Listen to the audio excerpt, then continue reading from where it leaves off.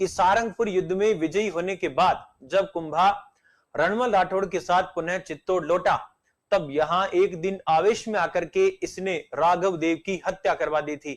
और राघव देव की हत्या एक बहुत बड़ा राजनीतिक अपराध था और कुंभा इसको सहन नहीं कर सका और कुंभा ने तुरंत ही मौन स्वीकृति प्रदान कर दी रणमल राठौड़ को सल्टाने की। सही। अब रणमल राठौड़ को समाप्त करने के लिए एक दासी का सहारा लिया जिसका नाम था भारमली। राजपूत काल में जब भी किसी राजा या सामंत की लड़की का विवाह होता था तो उसे दहेज में बहुत सारी दासियां दी जाती थी। इन्हीं दासियों को कहा जाता था डावरिया और यही डावरिया प्रथा कहलाती थी।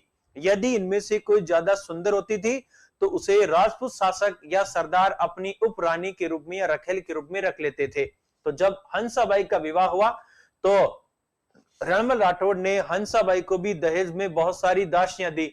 इनमें से एक दासी थी जिसका नाम था भारमली और भारमली से विशेष प्रेम रखता था रणमल राठौड़। इसलिए जब भी रणमल राठौड़ चित्तौड़ जाता अपना अधिकांश समय इसी भारमली के साथ व्यतीत करता था। भारमली जो है कुंभा को अपना पुत्र समझती है और कुंभा की कही गई किसी भी बात को टालती नहीं है। किसकी? कुंभा की कही गई किसी भी बात को टालती नहीं है। अब घटना क्या हुई? मेवाड़ के सरदारों के कहने पर महाराणा कुंभा ने भारमली के पास गुप्त संदेश पहुंचाया कि आज जब रात्रि व्यतीत करने के लिए रणमल राठौड़ आपके पास पहुंचे तो आप उसे अत्यधिक मात्रा में शराब पिला दें। तो अब भारमली ने वैसा ही किया और दे पिंट्या पिंट कर दिया। किसको? रणमल को। अब रणमल शराब के ज्यादा सेवन करने से बेशुद्ध होकर के एक चारपाई के ऊपर लेट गया।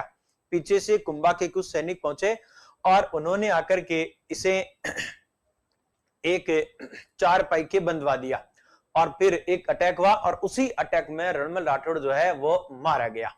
अब इसकी जो सूचना है ढोली जो था वो मेड़ी पर चढ़ा और करताल वाद्य यंत्र बजा करके और इसकी सूचना राव जोधा जो कि रणमल के पुत्र हैं उन तक पहुंचाई। कोई दिक्कत नहीं। तो इस प्रकार से इसकी हत्या जो थी वो की गई राघवदेव की हत्या के बाद इसने अपना अंत निकट बुला लिया।